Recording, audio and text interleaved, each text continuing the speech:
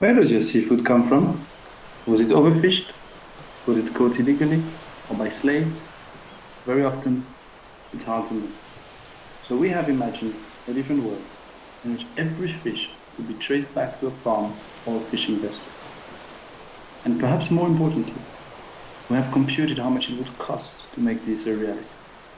The results will surprise you.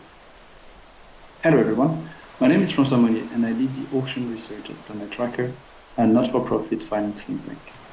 What we do at Planet Tracker is to investigate the risks and opportunities related to environmental limits from a financial perspective. Financially investigating seafood traceability is exactly what we've done in our latest report released last month. So let's jump right in.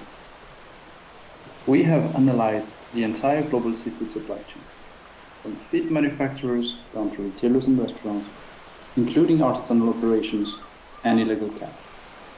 We conclude that even though the seafood supply chain has very high revenue, $1.8 trillion, which is about 2% of global GDP, the profitability of this supply chain is low, with an average operational margin below 4%.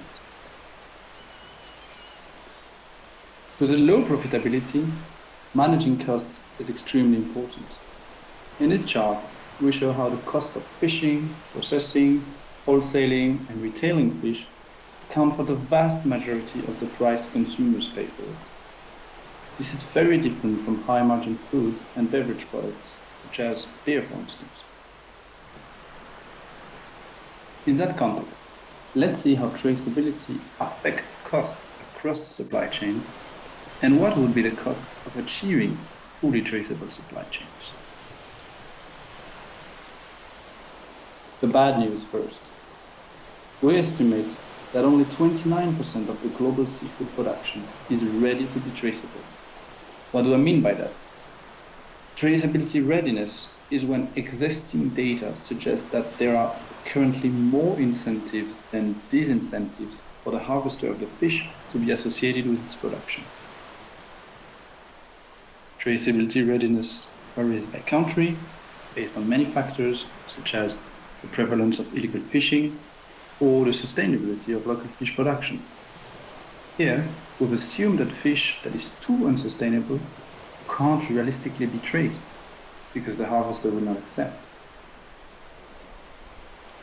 Overall, Asia lags behind other continents.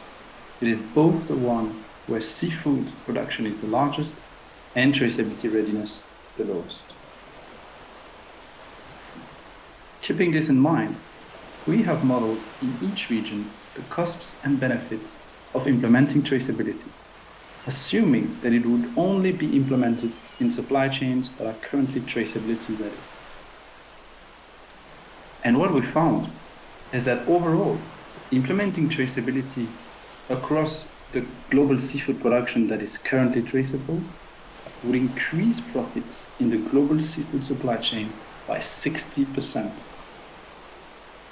Here you can see on the left the current profit pool split by stage of the supply chain, and on the right how it would be with traceability. Now in between you can see the biggest drivers of that increase in profits, which are a reduction in the cost of food recalls, food waste, and staff, including staff overtime. All of these more than offset the costs of implementing traceability, based on our research and interviews with multiple experts. And what that means is that the margins of many stages of the seafood supply chain would significantly increase. Not because prices would significantly increase, but because costs would be reduced. For instance, we find that on average, processors and wholesalers could approximately double their seafood margins. And all of this is achievable with modest investments. On average, we estimate these investments would cost 1% of seafood sales for the seafood supply chain.